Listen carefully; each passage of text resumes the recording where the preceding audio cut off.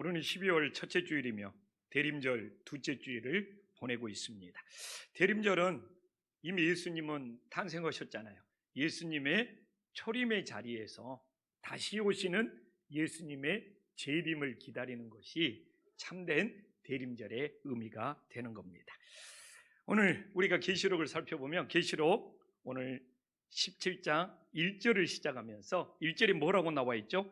계시록 17장 1절의 중심 주제는 큰 음녀가 받을 심판이 중심 주제인 겁니다.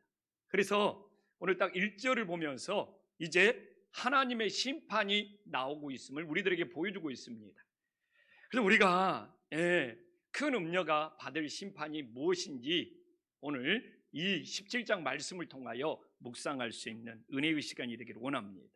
그러면서 3절에 보면 어떻게 나오죠? 성령님이 사도 요한을 데리고 큰 음녀가 받을 심판을 보여주기 위해서 광야로 데리고 가고 있는 거예요. 좀 예수님이 광야에서 시험 받을 때 성령님께서 예수님을 광야로 데리고 간 그 장면을 연상을 합니다.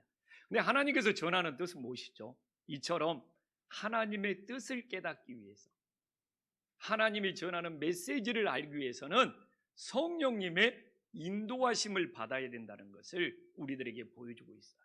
그래서 정말 지금의 시대를 살아가면서도 우리들이 성령의 인도하심을 구하고 그 성령님의 인도하심을 따라 살아갈 때 하나님의 뜻을 알 수 있고 하나님께서 우리를 귀하게 사용하시는 놀라운 은혜가 있음을 믿으시기를 간절히 소망합니다.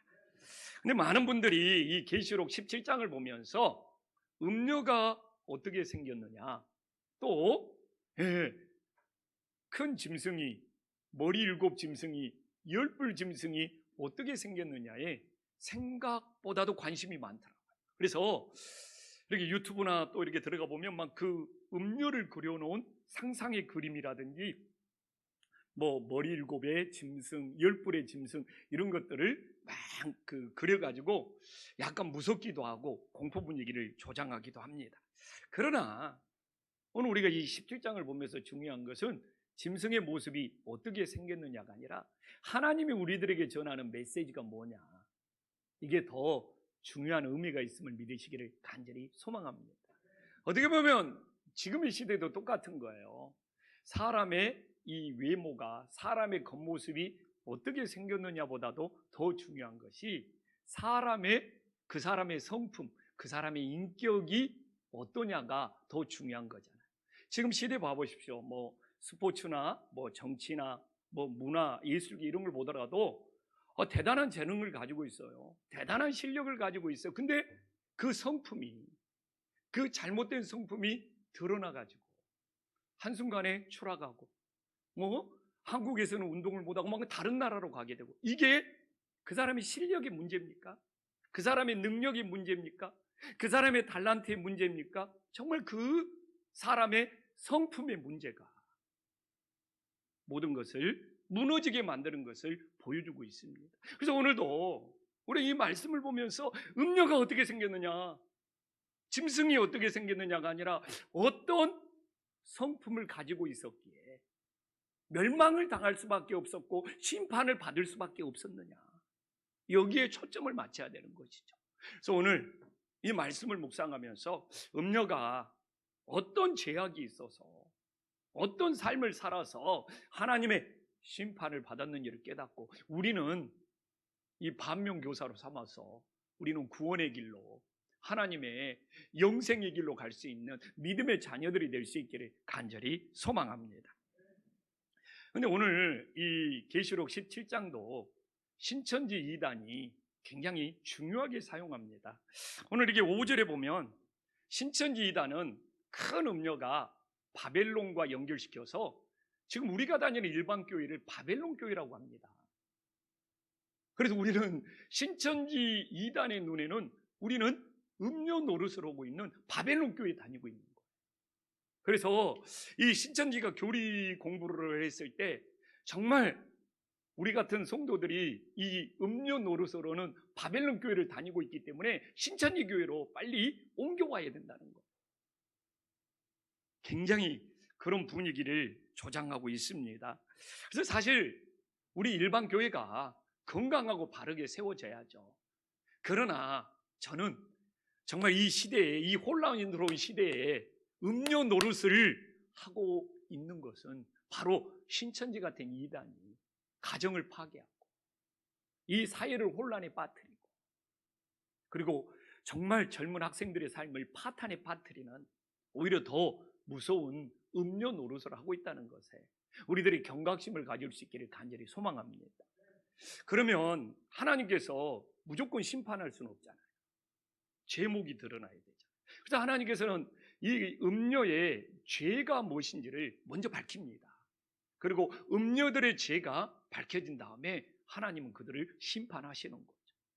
그러면 오늘 성경에 나오는 이 음료들의 죄악이 무엇인지를 우리들이 묵상한다면 혹시 나도 그런 죄악의 흔적은 없는지 우리 자신을 점검해 보는 것이 중요하죠. 그래서 오늘 이 음료들의 죄악을 한번 찾아보도록 하겠습니다. 제일 먼저 나오는 음료의 죄악은 뭡니까? 3절에 나와 있지만 이 하나님을 못 오가는 겁니다. 하나님을 못 오, 신성 못 오, 어렵게 들리죠.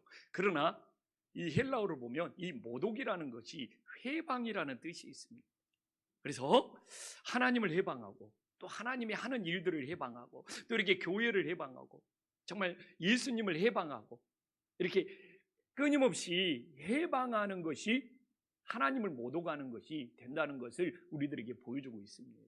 그래서 우리가 신앙생활을 하면서 정말 나도 모르게 내 말과 내 행동이 하나님을 해방해서 하나님을 못 오가는 그런 죄악을 범하지 않기를 간절히 소망합니다. 그런데 오늘 보면은 여기에 이렇게 붉은빛 짐승을 탓하고 나오잖아요. 이 붉은빛 짐승을 안 탔어야 되는데 이 붉은빛 짐승을 탄 것이 문제예요. 근데 붉은빛 짐승은 무엇입니까? 적 그리스도죠. 예수님을 대적하는, 우리가 계시록 3장에 이 짐승은 이미 적 그리스도. 근데 이 적 그리스도가 예수님을 모방하고 예수님을 흉내내니까 붉은빛으로 나오는 거죠. 근데 예수님은 자신이 친히 보혈을 흘려서 이 피 흘리신 이 붉음이라면 이 붉은빛 짐승은 성도들을 핍박하고 성도들의 피를 흘리게 해서 그 피가 묻어서 생긴 붉은빛이란 말입니다. 얼마나 차이가 있습니까? 우리 예수님께서는 자신이 희생하여 십자가에서 흘리신 붉은 보혈인데 이 짐승은 성도들을 핍박하여 그 피 흘리게 하신 그 보혈이 온몸에 튀어서 묻어서 생긴 붉은빛이라는 겁니다. 근데 이 큰 음료의 가장 큰 잘못은 뭐냐? 왜 붉은빛 짐승에 탔느냐 이겁니다. 이 붉은빛 짐승에 타는 순간 어떻게 됩니까? 첫 번째, 모든 것을 맡기게 되는 것이죠. 그리고 붉은빛 짐승에게 하나님을 못 오가는 이름들이 가득했는데 그 붉은빛 짐승을 타서 이제 자기 자신을 맡기는 순간 그 하나님 못 오가는 일에 함께 참여하는 것이 되어버리는 겁니다. 그래서 오늘도 우리가 살면서 내 인생을 누구에게 맡기느냐는 정말 중요한 거예요. 이 큰 음료는 이 붉은빛 짐승을 타게 됨으로써 그 붉은빛 짐승에 자신의 인생을 맡기게 됨으로써 이제 하나님을 못 오가는 일에 참여하게 되어버리고 함께하게 되어버리는 겁니다. 그래서 오늘도 우리가 신앙생활하면서 내 인생을 누구에게 맡겨야 되느냐? 어린 양 대신 오직 예수 그리스도가 될 수 있기를 간절히 소망합니다. 또 하나는 봐보십시오. 여기 또 하나는 봐보십시오. 오늘 이 3절을 보면 어떻게 나와 있습니까? 이제 이 붉은빛 짐승이 가는 대로 가야 되는 거예요. 붉은빛 짐승이 이게 붉은빛 짐승을 타는 순간 멸망의 길로 가게 되는 거예요. 심판의 길로 가게 되는 거예요. 만약 어린 양 대신 예수님과 함께 있다고 생각해 보십시오. 구원의 길로 가는 거고 영생의 길로 가는 것이죠. 그러나 이 붉은빛 짐승을 타는 동안 먼저는 하나님을 못 오가게 되고 또 하나는 붉은빛 짐승이 가는 쪽으로 갈 수밖에 없는 거잖아요. 그래서 오늘도 내가 누구와 함께 나아가느냐? 우리는 예수님과 함께 나아감으로써 하나님의 놀라운 은혜가 있기를 간절히 소망합니다. 또한 두 번째 제약은 무엇입니까? 하나님이 심판을 하면 죄악을 밝혀야 되잖아요. 4절에 보면 겉은 얼마나 화려합니까? 야, 내가 봐도 막 보석, 진주 막 꾸미고, 그러나 안으로는 그 음행에 더러운 것이 가득하다고 나와 있잖아요. 그래, 이게 우리의 겉모습은 보석으로 화려하지만 안으로는 더러운 것이 가득한 것이 음료 노릇하는 것이죠. 근데 여기서 봐보십시오. 하나님은 꾸미는 걸 좋아하지 않아요. 우리 안에 있는 진실함을 받는 것을 우리들이 기억하시기를 간절히 소망합니다. 그래서 여기서 꾸미고 있다는 것에 굉장히 초점이 맞춰져 있어요. 그래서 오늘도 우리가 꾸미는 예배가 되면 안 돼요. 그건 정말 꾸미는 예배는 사람들에게 보여주는 예배입니다. 하나님이 받으시는 예배가 아니에요. 하나님이 받으시는 예배는 영과 진리로 드리는 진실된 예배가 됨을 믿으시기를 간절히 소망합니다. 근데 이걸 예수님이 먼저 말씀했다는 것이 중요해요. 이게 예수님께서 마태복음 23장에 보면 어떻게 말씀하고 계시죠?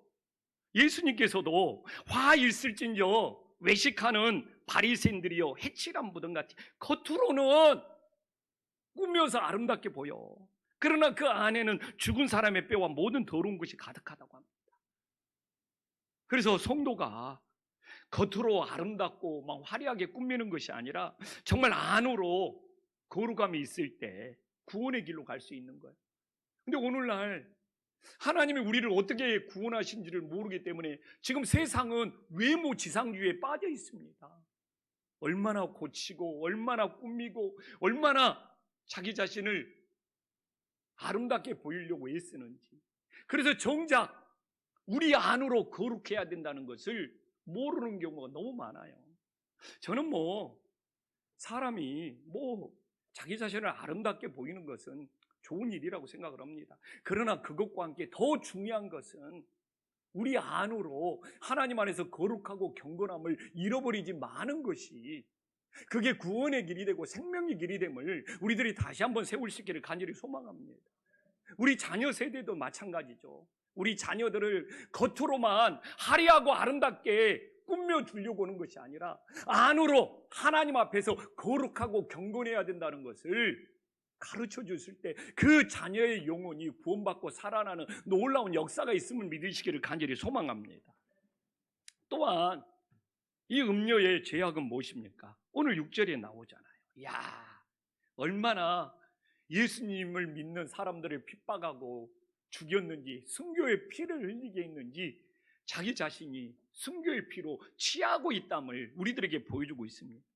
근데 이게 이방 종교에서는요, 신전에서 제사를 드리면 반드시 술을 바칩니다.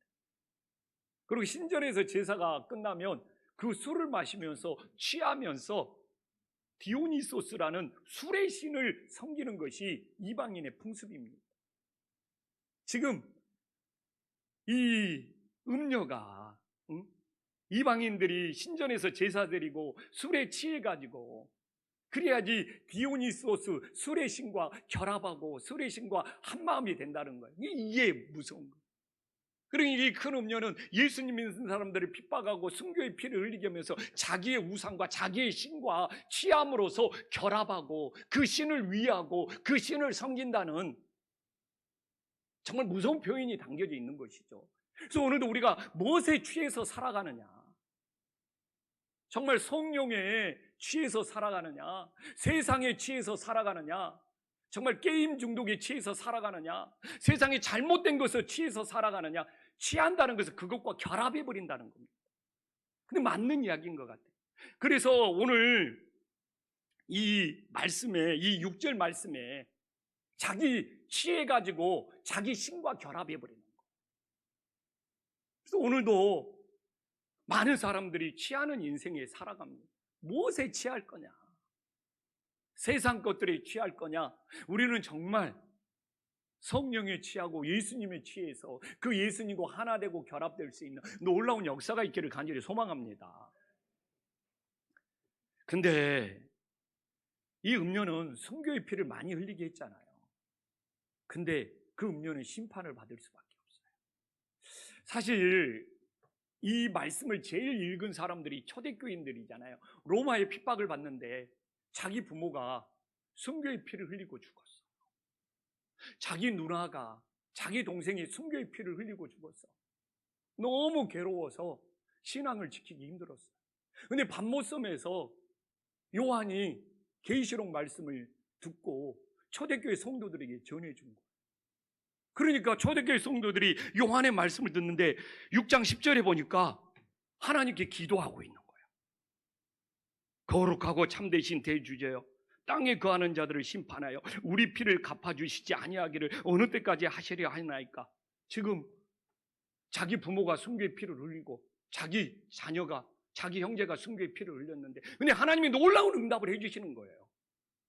19장 2절에 보면 음행으로 땅을 더럽게 한 큰 음녀를 심판하사 자기 종들의 피를 그 음녀의 손에 갚으셨다. 이 초대교회 역사를 보면 하나님이 갚아주시는구나. 정말 위로와 소망이 됐다. 내 부모가 순교의 피를 흘리고 내 가족들이 순교의 피를 흘려서 죽어가지고 정말 하나님 떠나고 싶었는데, 하나님께서 우리를 외면하시지 않는구나. 하나님께서 우리의 기도를 응답해 주시는구나. 하나님께서 반드시 순교자의 피를 갚아주시는구나. 이게 초대교회는 그렇게 위로와 소망이 되고, 또 자기가 순교의 자리에 끌려갈지라도 예수님을 배신하지 않고 끝까지 예수님을 믿으면서 내가 여기에서 순교의 피를 흘릴지라도 하나님께서 갚아주신다는 그 믿음으로 순교자의 길을 가고 믿음을 지켰던 놀라운 이 메시지입니다. 오늘날도 저는 믿습니다. 예수님 때문에 당하는 고난이 있고 예수님 때문에 당하는 아픔이 있다면 살아계신 우리 주님께서 반드시 그 예수님 때문에 당하는 고난과 아픔을 갚아주시는 놀라운 은혜가 있기를 간절히 소망합니다. 그러나 분별해야죠. 자기 욕심 때문에 당하는 고난이 있다면 그건 다른 거예요. 그러나 정말 예수님 때문에 당하는 고난과 아픔이 있다면 그건 하나님께서 반드시 갚아주시는 그 믿음으로 나아가서 승리할 수 있기를 간절히 소망합니다. 이제 하나님이 심판을 하시잖아요. 이제 죄목들이 드러났으니까 이 제목들은 빼도 박도 못해요. 하나님의 심판을 받을 수밖에 없어요. 그래서 이제 하나님의 심판이 시작이 되는 거예요. 근데 저는 그런 생각을 했습니다. 하나님의 심판을 묵상하면, 역으로 생각하면, 반대로 생각하면 하나님 우리를 구원해 주시는 것이 되잖아요. 그래서 저는 그것까지 함께 묵상을 해야 된다. 이 기독교가요, 사람들에게 공포심을 심어주고 이 협박을 하고 불안감을 심어줘서 그 사람들을 굴복시키는 것은 진짜 예수님의 신앙이 아니거든요. 저는 기독교 믿습니다. 저는 기독교는 사랑의 종교고 복음의 종교고 용서의 종교가 된다는 거예요. 근데 이번에 제가 신년 목회자 준비 모임에 참여했는데 거기 온 목회자들이 저보고 꼭 조 목사 지옥을 한번 봐봐야 돼. 그래서 다녀와서 지옥을 한번 봐봤는데 정말 종교는 막 공포심을 심어주고 막 하나님이 심판한다고 불안감을 심어줘가지고 그 사람들을 제압하는 것이 진짜 종교, 진짜 믿음이 아니에요. 정말 기독교는 사랑의 종교고 용서의 종교고 정말 한 영혼 한 영혼들을 하나님 나라로 인도하는 것이 진정한 믿음이 됨을 깨달으시기를 간절히 소망합니다. 그래서 오늘 저는 그냥 음녀들이 심판을 받는다는 무서운 협박이 되지 않고 오히려 이걸 역으로 묵상해서 우리가 어떻게 구원을 받을 수 있느냐, 그 길까지도 함께 찾을 수 있는 은혜의 시간, 사랑의 시간이 될 수 있기를 간절히 소망합니다. 오늘 8절에 봐보십시오. 정말 우리들이 구원받기 위해서는 어린 양 대신 그 생명책에 우리가 기록이 될 때 구원받는 놀라운 역사가 있음을 믿으시기를 간절히 소망합니다. 그러나 8절에 봐보십시오. 멸망으로 들어갈 자니 땅에 사는 자들로서 창세 이후로 그 이름의 생명책에 기록되지 못한 자들은 하나님의 심판을 받는다. 그러면 우리는 구원받기 위해서는 어떻게 해야 되냐? 우리의 이름이 하늘나라 생명책에 기록되는 놀라운 역사가 있기를 간절히 소망합니다. 그래서 계시록 21장 27절에 보면 그 이야기를 해요.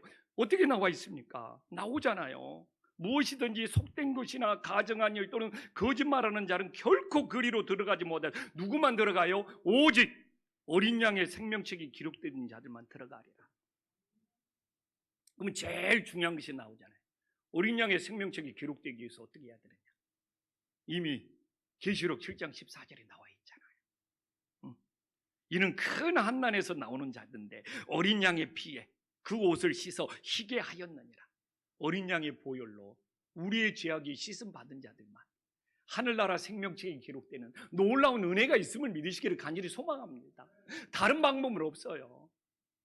신천지 이만희가 그 신천지에 내 이름이 기록이 되어서 하나님 나라 가는 것이 아니고 어린 양의 보혈로 내가 씻음 받아야지만이 진정한 구원의 역사가, 진정한 영생의 역사가 있음을 믿으시기를 간절히 소망합니다.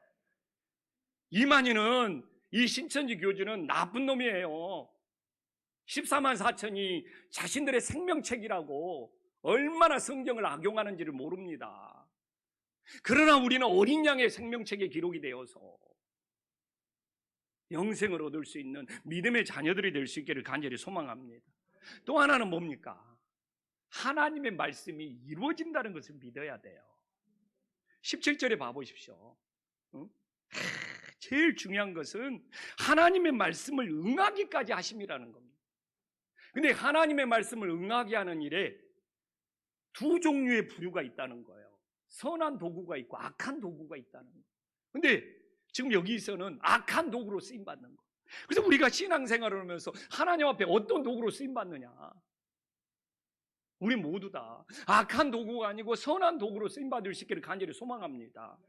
그러면 가끔 정말 따지는 분들이 있어요. 아니, 다 도구로 쓰임받았는데 악한 도구로 하나님이 쓰셨다면 그 사람 책임이 아니지 않습니까? 근데 그런 건 아니에요. 이 음료나 이 짐승들이 악한 도구로 쓰임받은 이유는 뭡니까? 거기 오늘 3절에 우리는 이미 살펴봤습니다. 하나님을 모독하고 하나님을 회방하잖아요.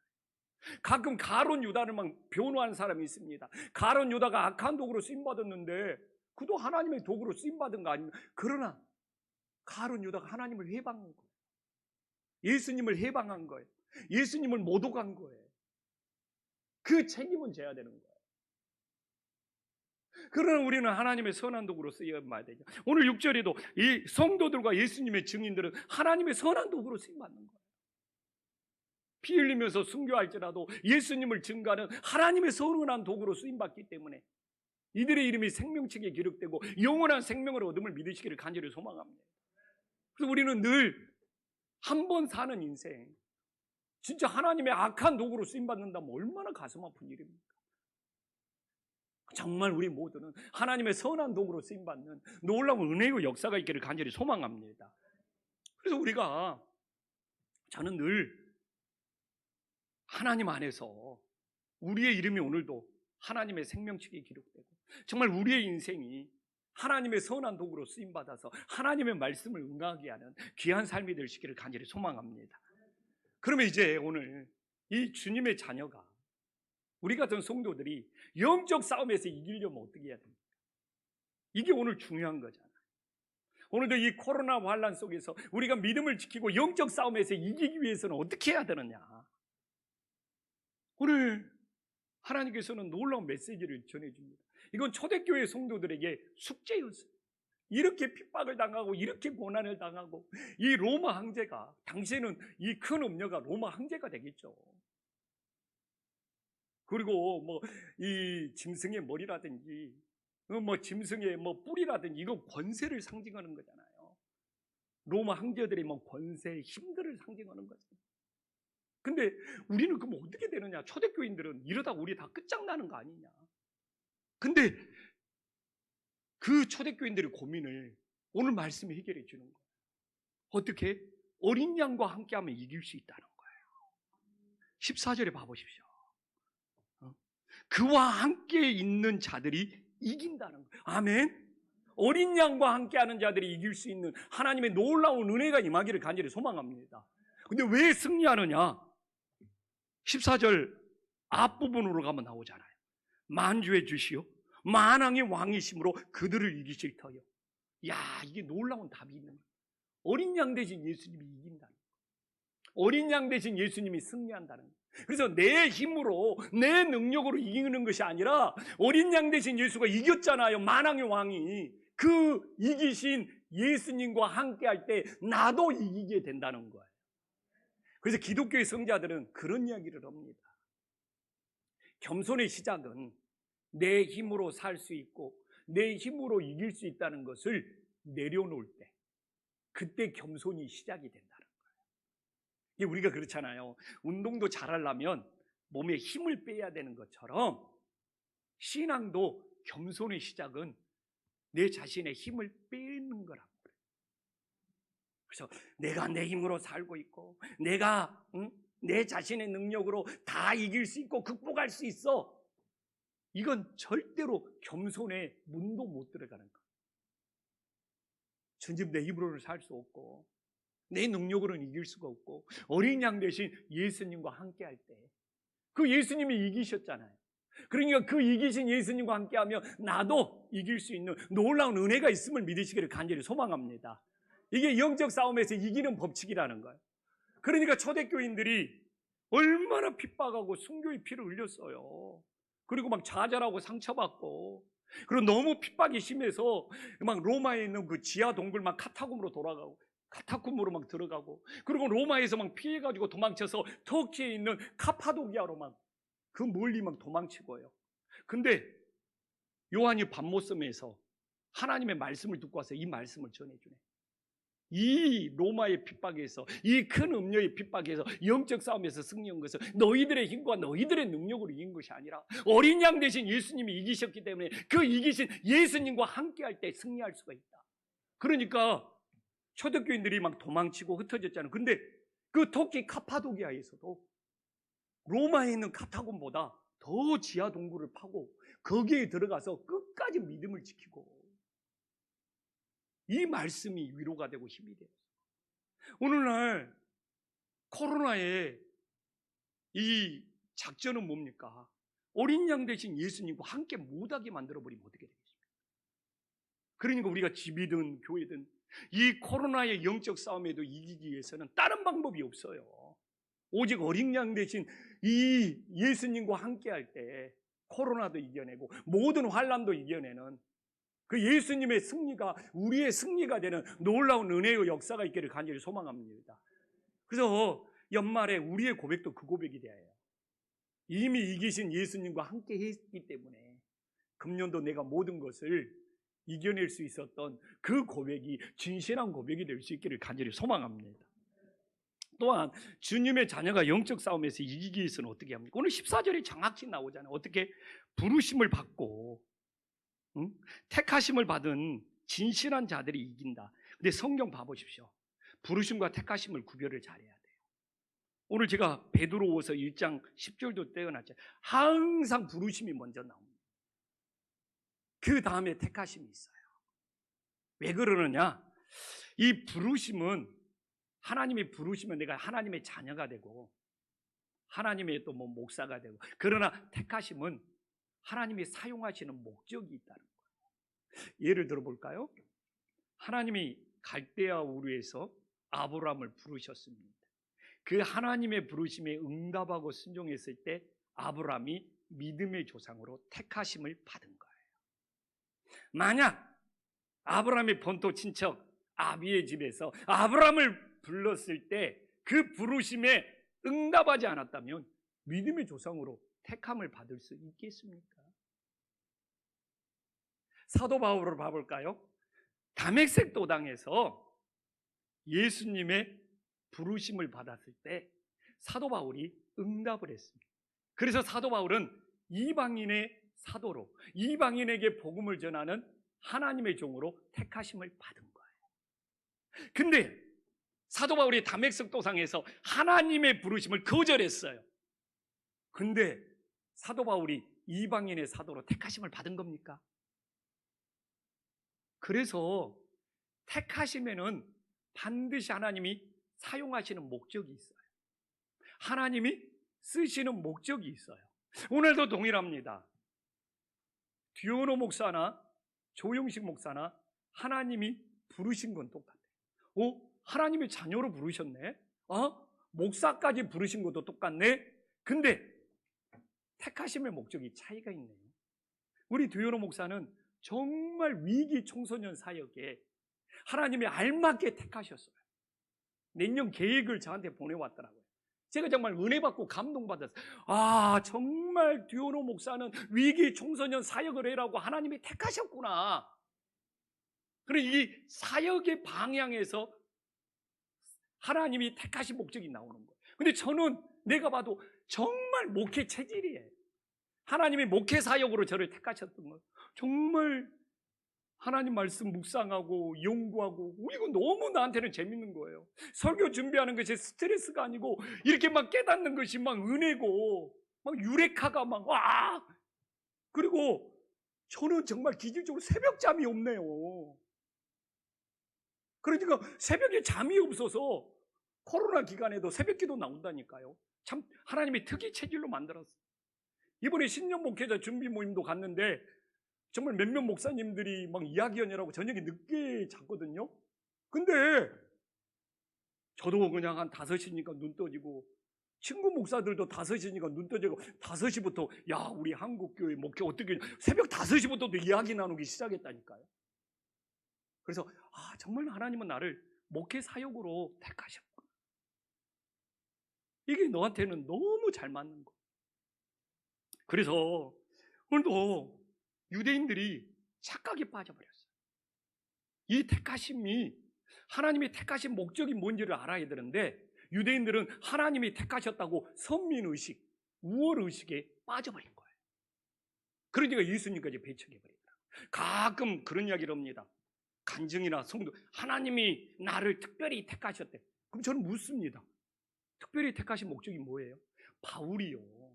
자기 자신을 특별히 택하셨다고 계속 바울 서신에서 말하는 것은 복음을 전하는 이방인의 사도로 자기 자신을 택하셨다는 것을 전해주기 위해서 사용하고 있는 거예요. 근데 이 부르심과 택하심의 의미를 잘 모르니까 하나님이 나를 특별히 택하셨어. 그러면서 가만히 있어도 저절로 구원받는 줄 알아. 그게 유대인들이 선민의식, 우월의식에 빠져가지고 나는 특별한 게 택함받은 사람이 오면서 이방인들을 배척하다가 지금은 어떻게 되었습니까? 근데 한국 교인 중에 은근히 이런 착각에 빠지는 사람들이 많이 있어요. 근데 바울 서신을 수십 번 읽어보십시오. 하나님의 택하시면은 하나님이 사용하시고자 하는 그 목적이 반드시 있는 거예요. 아니 처음에도 유대인들 전체를 택하셨죠. 이방인들에게 하나님의 살아계심을 증거하려고 하는 그 택하심이 있었던 거 맞죠. 그러나 선민이 되고 우월의식이 되고 특별한 것이 되려고 하는 그런 택하심은 아니란 말이에요. 그럼 목사님 부르심과 택하심을 목사님 같은 분들은 확실히 알겠는데 우리 같은 평신도들은 어떻게 해야 됩니까? 있죠. 하나님이 부르신 자리에서 우리는 예배드리는 거고 하나님이 택하신 직장, 하나님이 택하신 가정에서 진실하게 섬기는 것이 하나님의 뜻을 이루는 것을 믿으시기를 간절히 소망합니다. 그래서 오늘 본문 봐보십시오. 부르심과 택하심의 진실이 나와 있잖아요. 지금 이 시대에 코로나를 걸리는 것이 하나님이 골라서 코로나 걸립니까? 저도 코로나 걸릴 수 있어요. 그러나 중요한 것은 기독교인들은 진실해야죠. 그래야지 영적인 싸움에서 이길 수 있습니다. 저는 그래요. 진실하지 않고는 영적인 싸움에서 이길. 그래서 봐보십시오. 부르심과 택하신 다음에 진실이 나오는 거잖아요. 우리는 다 하나님의 자녀로 부르셨습니다. 동일합니다. 그래서 하나님의 부르신 자리에 우리는 함께 모여 예배하고 있습니다. 그러나 우리는 이 예배가 끝나면 택하신 자리로 가야 합니다. 직장이 될 수 있고 가정이 될 수 있고 내 삶의 그 택하신 자리에서 기독교인들은 진실하게 섬겨서 예수님을 증거하고 이길 수 있는 놀라운 역사가 일어나기를 간절히 소망합니다. 그래서 그냥 택하심은 우월의식에 빠져서 거저먹는 착각에 빠지지 마시고 하나님이 우리를 부르셔서 하나님의 자녀 삼아 주셔서 구원해 주신 것을 감사하면서 그래도 하나님이 나를 택하신 가정에서 직장에서 세상에서 그리스도인들은 진실하다. 이 진실함으로 영적 싸움에서 이길 수 있는 믿음의 자녀들이 될 수 있기를 간절히 소망합니다. 기도하겠습니다.